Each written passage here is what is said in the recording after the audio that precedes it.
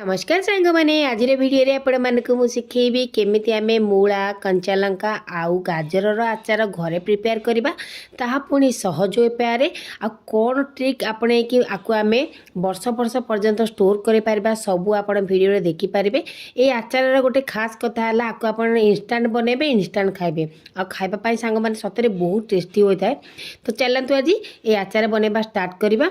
समस्त को मो यूट्यूब चैनल बहुत सारा स्वागत। तो चलतु एबे आपण मानक देखौची मैं आचार बनाया सब कौन कौन जिनस नहीं मु तीनोटी नहीं जाइए गाजर गोटे मूला आ देखि पार्थे एपटे फ्रेश कंचा लंका नहीं जाइए। कंचा लंका से राग ना आपण मैंने कंचा लंका निज हिसाब से कम बेसी करें।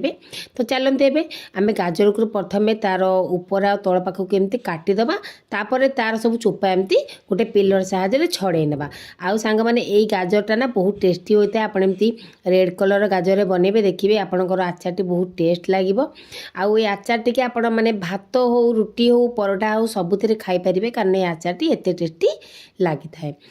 एबे सबू गाजर मु चोपा को भल भाव में काटी नहीं सहित मूलार भी तार ऊपर तल पाख केमती काटी नहीं आ तार सब चोपा एमती पिलर साहाय्य छड़े नहीं। एबे आमे गाजर मूला को काटिबा आ सब बेले मूला गाजर को धोईकी नेबे आउ कंचा लंका को धोईकी ताकू टिके सुखई नेथिली जेमि तार पानी सब छाड़ी जाइथिबो। पानी रहले आचार नष्ट होइछबो तो तेणु सब बेले सुखिला करिकी ही नबाकू चेष्टा करिवे।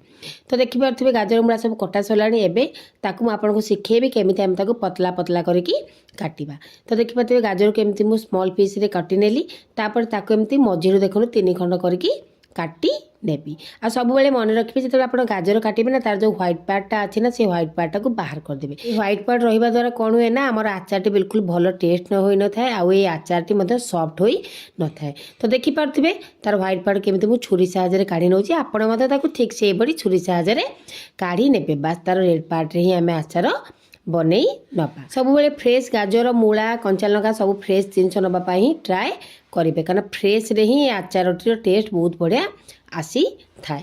तो देखि पार्थिबे मु सब गाजर को एमती काटी नहीं तार व्हाइट पार्ट सब बाहर कर नहीं। आपण मैंने केबे भी नदी को ढाबा कि कोई रेस्टोरेंट खाऊे ना आपण मैंने देखिए एमती मूला गाजर से गोटे आचार दिखती जहाँकि खाइबा बहुत बढ़िया लगी था। जो बेंगलोर थिलु सेतबेले खाइथिलु जो रोल खाऊ से खाइथिलु बहुत टेस्ट लगुला सांग माने।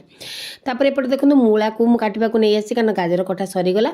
बस मूला को एमती ताकू 4टा पीस एमती काटी नहीं ताकू एमती पतला पतला करके काटी नबा। यार तो किसी पार्ट बाहर करबार नाई यार सब पार्ट केमती काटी नबा किंतु पतला पतला करके काटी नबा। तो देखि पार्थिबे मूला को सब एमती मु पतला पतला करके काटी नहीं आ जो लंकाटी नहीं आसी से बिल्कुल राग नु कम राग वाला आपण चाहिले अधिक क्वांटिटी लंका नहीं पारे। ताकू देखते लंका केमती मझिरु चिरदेबा एमती मझिरु चिरबा द्वारा कौन हुए ना सांग माने आमे जो मसलाटी प्रिपेयर करबा ना ए लंकार भीतर पर्यंत से मसलाटी जीव। तो देखि पार्थिबे एपटे गाजर मूला आ कंचा लंका सबको मु काटी नहीं पूरा बढ़िया भाव में। एबे ताकू टिके आमे ताकू टिके सुखे नबा खरा हो कि फैन हो आपण ताकू टिके सुखे नेबे 3-4 घंटा पई ताकू सुखे नेबे। मु तो पूरा 4 घंटा पई सुखे नेची आउ ताकू एमती 2टा जगह देखंतु काढी नेची एवं ताकू खरा रे पूरा 4 घंटा पई सुखिया पई छाड़ी देती। जब आपण मानक पाखे खरा ना आपण ताकू एमती फैन तले सुखेबे कहीं एमती सुखेबा द्वारा कौन हुए ना तार जो मॉइस्चर थाए ना से बाहर जाए। मॉइस्चर थिले आमर आचारटी भल लगी न था बेसी दिन रही न था। तो तार मॉइस्चर जीवाई बास ताकू सुखेबा ही पड़ो। एबे आचार पकेबा आम गोटे मसला तैयारी करबा सेति मु नै जाइछि 2 चामच पान मधुरी ता सहित नहीं जाइछि 1.5 चामच सोरिष 1/2 चामच नहीं जाइछि मेथी और 1/2 चामच नहीं जाइछि जुआणी। सब जिनस को देखंतु भल सेमती मु हल्का टिके भाजी नहीं। प्रथमे तो मु आमर पान मधुरी आउ मेथी को पकई ताकू बस 2-3 मिनिट हल्का भाव टिके भाजी नेबी। तापर जो सोरिष रखी ताकू टिके पकई देबी ताकू बस 1-2 मिनिट पाई एमती भाजी नेबी।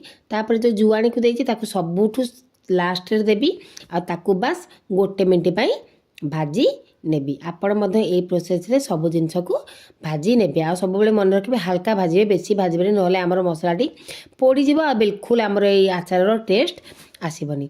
तो देखि पारथिबे ताकू लो टू मीडियम फ्लेम रे हल्का भाव में मु भाजी नेली।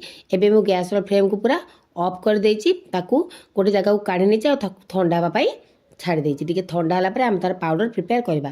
ଏପଟେ ଦେଖନ୍ତୁ ମୁଁ 4ଟି ରସୁଣର ଏମିତି କୋଳା ବାହାର କରି ନେଇଛି। ତା ସହିତ 1 ଇଞ୍ଚ ପାଖାପାଖି ଅଦା ନେଇଛି, ତାକୁ ମଧ୍ୟ ମୁଁ ରଖି ନେଇଛି। ଯଦି ଆପଣମାନେ ଅଦା ରସୁଣ ସ୍କିପ୍ କରିପାରିବେ ତାହେଲେ ଆପଣ କରିପାରିବେ, ଯଦି ଆପଣ ଅଦା ରସୁଣ ଖାଉନାହାନ୍ତି, କିନ୍ତୁ ମୁଁ ଏଥିରେ ଅଦା ରସୁଣ ଆଡ଼୍ କରିଛି। ଏବେ ଯେଉଁ ଆମେ ମସଲା ଟିକେ ପ୍ରିପେୟାର କରିକି ରଖିଥିଲେ ତାର ପାଉଡ଼ର ଦେଖନ୍ତୁ ମୁଁ କରି ନେଉଛି। ଆଉ ତାକୁ ପାଉଡ଼ରକୁ କ'ଣ କରିବା, ଟିକେ ଦରଦରା ରଖିବେ, ପୁରା ପାଉଡ଼ର କରିବେନି, ମାନେ ପୁରା ଫାଇନ୍ ପାଉଡ଼ର କରିବେନି, ତାକୁ ଟିକେ ଦରଦରା ହାଲକା ରଖିବେ, ତାଦ୍ୱାରା କି ଆମର ଏଇ ଆଚାରଟିର ଟେଷ୍ଟ ବହୁତ ବଢ଼ିଆ ଆସିଥାଏ। ଏବେ ଯେଉଁ ଅଦା ରସୁଣକୁ ମୁଁ ଛଡ଼େଇକି ରଖିଥିଲି ତାକୁ ମଧ୍ୟ ମୁଁ ଦରଦରା ଭାବରେ ତାକୁ ଟିକେ ବାଟି ନେବି। ଦେଖନ୍ତୁ ଏପଟେ ଅଦା ରସୁଣକୁ ମଧ୍ୟ ମୁଁ ଦରଦରା କରିକି ବାଟି ନେଇଛି। ଆଉ ବିଲକୁଲ ଅଦା ରସୁଣ ବାଟିଲା ବେଳେ ପାଣିର ୟୁଜ୍ କରିବେନି। ତା ଭିତରେ ସେପଟେ ଆମର ମୂଳା, ଗାଜର ଆଉ କଞ୍ଚା ଲଙ୍କାର ମଏଶ୍ଚର ପୁରା ଚାଲି ଯାଇଛି। ପୁରା ଦେଖନ୍ତୁ ସେ ହାଫ୍ ପୁରା ଶୁଖିଗଲାଣି। ଏବେ ଚାଲନ୍ତୁ ତାକୁ ଘରକୁ ନେଇଯିବା ଏବଂ ଏଥିରେ ଆମେ ଆଚାର ପ୍ରିପେୟାର କରିବା। ତ ସେପଟେ ମସଲା ମଧ୍ୟ ମୁଁ ରେଡ଼ି କରି ନେଇଛି। ଏବେ ସେ ଯେଉଁ ପାଉଡ଼ର ମସଲାରେ ମୁଁ ଆଡ଼୍ କରିଦେଇଛି ସ୍ୱାଦ ଅନୁସାରେ ଲୁଣ, ଆଉ ହାଫ୍ ଚାମଚ ପାଖାପାଖି ଆଡ଼୍ କରିଛି ମୁଁ ହଳଦୀ ପାଉଡ଼ର, ଆଉ 1 ସ୍ପୁନ୍ ପାଖାପାଖି ଆଡ଼୍ କରିଛି ମୁଁ କାଶ୍ମୀରୀ ଚିଲି ପାଉଡ଼ର। ଆପଣ ହଳଦୀ ଲଙ୍କାଗୁଣ୍ଡ ନିଜ ହିସାବରେ କମ୍ ବେଶୀ କରିପାରିବେ। ଯଦି ଆପଣ ଅଧିକା କ୍ୱାଣ୍ଟିଟିର ନେଉଛନ୍ତି ମୂଳା ଗାଜର ତ ଅଧିକା ହଳଦୀ ୟୁଜ୍ କରିପାରିବେ, ଆଉ କାଶ୍ମୀରୀ ଚିଲି ରାଗ ହିସାବରେ ଆପଣ ୟୁଜ୍ କରିପାରିବେ। କିନ୍ତୁ କାଶ୍ମୀରୀ ଚିଲି ତ ମୁଁ କହିପାରିବିନି, ମୋର ଚିଲିଟା ଟିକେ ରାଗବାଲା ଥିଲା, ତ ମୁଁ ସେଇ ହିସାବରେ 1 ଚାମଚ ବାସ୍ କଲର୍ ପାଇଁ ହିଁ ନେଇଛି, ମାନେ ସେ କଲର୍ ହୁଏ ପ୍ଲସ୍ ଟିକେ ରାଗ ମଧ୍ୟ ଲାଗେ। ତାପରେ ଗୋଟେ କଡ଼େଇ ଗରମ କରି ନେଇଛି, ସେଥିରେ ପକାଇ ଦେଇଛି 1 ଛୋଟ ଗିନା ପାଖାପାଖି ସୋରିଷ ତେଲ, ଆଉ ସେଥିରେ ପକାଇ ଦେଇଛି 1 ଚାମଚର କଳା ଜିରା। କଳା ଜିରା ଯେତେବେଳେ ଆଚାର କିଛି ବି ଆଚାର ଆପଣ ପ୍ରିପେୟାର କରୁଛନ୍ତି ଆକୁ କେବେ ସ୍କିପ୍ କରିବେନି, ଦେଖିବେ କଳା ଜିରା ପକାଇଦେବେ, ଆପଣଙ୍କର ଆଚାରର ଟେଷ୍ଟ କେତେ ବଢ଼ିଆ ଲାଗୁଛି। କଳା ଜିରା ଟିକେ ଭାଜି ହେଇଗଲା ପରେ ଯେଉଁ ଅଦା ରସୁଣକୁ ମୁଁ ମାନେ ଗ୍ରାଇଣ୍ଡିଙ୍ଗ କରିକି ରଖିଥିଲି ତାକୁ ତା ଭିତରେ ପକାଇଦେଲି। ଏବେ ଅଦା ରସୁଣକୁ ଆମେ ତାର କଞ୍ଚା ସ୍ମେଲ୍ ଯିବା ପର୍ଯ୍ୟନ୍ତ ଭାଜି ନେବା, ଯେମିତିକି ତେଲରେ ସେ ତାର କଞ୍ଚା ସ୍ମେଲ୍ ପୁରା ଛାଡ଼ି ଦେବ। ଯେମିତି ସେ ଟିକେ ତାର କଞ୍ଚା ସ୍ମେଲ୍ ପଳେଇବ, ତାପରେ ଆମେ ଗ୍ୟାସ୍ର ଫ୍ଲେମ୍କୁ ଅଫ୍ କରିଦେବା। ଦେଖିପାରୁଥିବେ ଏବେ ଅଫ୍ କଲା ପରେ ତାକୁ ମୁଁ ଟିକେ ସମୟ ଥଣ୍ଡା ହେବା ପାଇଁ ଛାଡ଼ି ଦେଇଥିଲି। ଆଉ ଥଣ୍ଡା ହେଲା ପରେ ଯେଉଁ ପାଉଡ଼ର ମସଲାକୁ ଗ୍ରାଇଣ୍ଡିଙ୍ଗ କରି ରଖିଥିଲି ତାକୁ ତା ଭିତରେ ପକାଇଦେଲି। ଆଉ ଗରମ ଅବସ୍ଥାରେ ବିଲକୁଲ ବି ଦେବେନି, ଫାଷ୍ଟ ଆପଣ ଗ୍ୟାସ୍ର ଫ୍ଲେମ୍କୁ ଅଫ୍ କରିଦେବେ, ତାପରେ ତେଲକୁ ଥଣ୍ଡା ହେବାକୁ ଛାଡ଼ିବେ, ତାପରେ ଏ ପାଉଡ଼ର ମସଲାଟିକୁ ପକାଇବେ, ନହେଲେ ପାଉଡ଼ର ମସଲାଟି ପୁରା ଜଳିଯିବ ଆଉ ସେ ପୁରା ପୋଡ଼ା ପୋଡ଼ା ଲାଗିବ। ଆଚାରଟି ବିଲକୁଲ ଭଲ ଲାଗିବ କି ସାଙ୍ଗମାନେ, ଆପଣମାନେ ନିଜେ ହିଁ କୁହନ୍ତୁ। ତାପରେ ଦେଖନ୍ତୁ ଏପଟେ ପାଉଡ଼ର ମସଲା ଭଲସେ ମୁଁ ମିଶାଇ ନେଲି। ସେପଟେ ଯେଉଁ ମୂଳା, ଗାଜର, କଞ୍ଚା ଲଙ୍କା ସବୁକୁ ଶୁଖେଇକି ରଖିଥିଲେ ଏବେ ତାକୁ ତା ଭିତରେ ଦେଇଦେଲି। ସବୁ ଦେଇ ସାରିଲା ପରେ ତାକୁ ପୁରା ମସଲା ସହିତ ଭଲସେ ପୁରା ମିଶାଇ ନେଲା। ଏଇସବୁ ଜିନିଷଟା ଆମେ ଥଣ୍ଡା ଥିବା ଅବସ୍ଥାରେ କରିବା, ଗରମ ଥିଲା ଅବସ୍ଥାରେ ବିଲକୁଲ ବି କରିବାନି, ତାକୁ ଥଣ୍ଡା ଥିଲା ଅବସ୍ଥାରେ ହିଁ କରିବା। ଆଉ ସବୁ ଜିନିଷକୁ ଦେଇ ସାରିଲା ପରେ ଦେଖନ୍ତୁ ତାକୁ ଭଲସେ ପୁରା ମୁଁ ମିଶାଇ ନେଲି, ଯେମିତିକି ମସଲା ସବୁ ଲଙ୍କା, ଗାଜର ଆଉ ମୂଳା ସହିତ ପୁରା ବଢ଼ିଆ ସେ ମିଶିଯିବ। ତାକୁ ବାସ୍ 3 ରୁ 4 ମିନିଟ୍ ଏମିତି ଭଲସେ ଦେଖନ୍ତୁ ଉପର ତଳ କରିକି ମିଶାଇ ନେଲି। ଏବେ ଏଇ ଆଚାର ଆମର ଖଟାସ ଅଂଶ ଆସିବା ପାଇଁ ସେଥିରେ ମୁଁ 2 ଚାମଚ ପାଖାପାଖି ପକାଇଦେଲି ଭିନେଗାର। ଭିନେଗାର ପକାଇବା ଦ୍ୱାରା ଆମର ଏ ଆଚାରଟି ମଧ୍ୟ ଟିକେ ସଫ୍ଟ ହୋଇଯାଇଥାଏ। ଏବେ ଭିନେଗାର ପକାଇ ସାରିଲା ପରେ ସବୁ ଜିନିଷକୁ ଭଲସେ ଦେଖନ୍ତୁ ପୁରା ମିଶାଇ ନେଲି। ଆଉ ମିଶାଇ ସାରିଲା ପରେ ତାକୁ ଏବେ ମୁଁ ଟିକେ ସମୟ ଛାଡ଼ିଦେଲି। ସେପଟେ ଆଚାର ଷ୍ଟୋର କରିବା ପାଇଁ ମୁଁ ଗୋଟେ କାଚ ବୋତଲ ମାନେ କାଚ ଜାରକୁ ନେଇ ଆସିଛି। ସବୁବେଳେ ଯେତେବେଳେ ଆଚାର ଆପଣ ମାନେ ପ୍ରିପେୟାର କରିବେ ନା, ସବୁବେଳେ ତାକୁ କାଚ ଜାରରେ ରଖିବା ପାଇଁ ଟ୍ରାଏ କରିବେ। ଆଉ କାଚ ଜାରକୁ ପୁରା ଶୁଖେଇକି ନେଇକି ଆସିଛି, ଯେମିତି କାଚ ଜାରରେ କିଛି ବି ପାଣି ନଥିବ ସେମିତି ଆପଣ ନେବାକୁ ଟ୍ରାଏ କରିବେ, ନହେଲେ ଆଚାରଟି ଆମର ନଷ୍ଟ ହୋଇଯିବ। ତାକୁ ମୁଁ ଖରାରେ ଶୁଖେଇ ଦେଇଥିଲି କିଛି ସମୟ ପାଇଁ। ଏବେ ସେଥିରେ ପକାଇଦେଲି 2 ଚାମଚ ପାଖାପାଖି ସୋରିଷ ତେଲ, ତଳେ ମଧ୍ୟ ଆପଣ ସୋରିଷ ତେଲ ଆଡ଼୍ କରିବେ। ତାପରେ ଯେଉଁ ଆମେ ଆଚାରଟି ପ୍ରିପେୟାର କରିକି ରଖିଥିଲେ ଏବେ ତାକୁ ତା ଭିତରେ ଏମିତି ଦେଇଦେବା। ତ ଦେଖିପାରିବେ ତଳ ପର୍ଯ୍ୟନ୍ତ ଯଦି ତେଲ ଥିବ ନା ଏଇ ଆଚାରଟି ବହୁତ ଦିନ ପର୍ଯ୍ୟନ୍ତ ରହିବ। ଯେମିତି ଆପଣଙ୍କୁ କହିଲି ଭିନେଗାର ପଡ଼ିଛି, ଏ ଭିନେଗାର ପକାଇବା ଦ୍ୱାରା ହିଁ ଏ ଆଚାରଟି ଅଧିକ ଦିନ ରୁହେ। ତ ଭିନେଗାର ପକାଇବାକୁ ନିହାତି ଟ୍ରାଏ କରିବେ। ଆଚାରକୁ ପୁରା ଭର୍ତ୍ତି କରିସାରିଲା ପରେ ଏବେ ତା ଉପରେ ମଧ୍ୟ ମୁଁ ସୋରିଷ ତେଲ 2 ଚାମଚ ପାଖାପାଖି ଆଡ଼୍ କରିଛି, ଯେମିତି ଆମର ଉପରୁ ତଳ ପର୍ଯ୍ୟନ୍ତ ପୁରା ସୋରିଷ ତେଲ ରହିଥିବ। ଆଉ ଆଚାରଟି ମଧ୍ୟ ଖାଇବା ପାଇଁ ବହୁତ ଟେଷ୍ଟି ଲାଗିବ। ତ ଦେଖିପାରୁଥିବେ ସବୁ ଜିନିଷ ଦେଇ ସାରିଲା ପରେ ଏବେ ତାକୁ ମୁଁ କଭର କରିକି ରଖିଦେଲି। ପ୍ରସ୍ତୁତ ହେଇଗଲା ଆମର ମୂଳା, ଗାଜର ଆଉ କଞ୍ଚା ଲଙ୍କାର ଆଚାର। ଭିଡ଼ିଓଟି କିପରି ଲାଗିଲା ନିହାତି ଭାବରେ ଜଣେଇବେ। ଭଲ ଲାଗିଲେ ଲାଇକ୍ ସେୟାର କରିବେ। ଚ୍ୟାନେଲରେ ନୂଆ ଥିଲେ ଚ୍ୟାନେଲକୁ ସବସ୍କ୍ରାଇବ କରିଦେବେ। ଶୀତ ଦିନରେ ଆଚାରଟିକୁ ନିହାତି ଭାବରେ ନିଜ ଘରେ ପ୍ରସ୍ତୁତ କରନ୍ତୁ। ଆଜିର ଭିଡ଼ିଓ ଏଇଠି ସରିଗଲା। ଦେଖା ହବା ଗୋଟେ ନୂଆ ଭିଡ଼ିଓ ସହ। ରହୁଛି ନମସ୍କାର, ଜୟ ଜଗନ୍ନାଥ।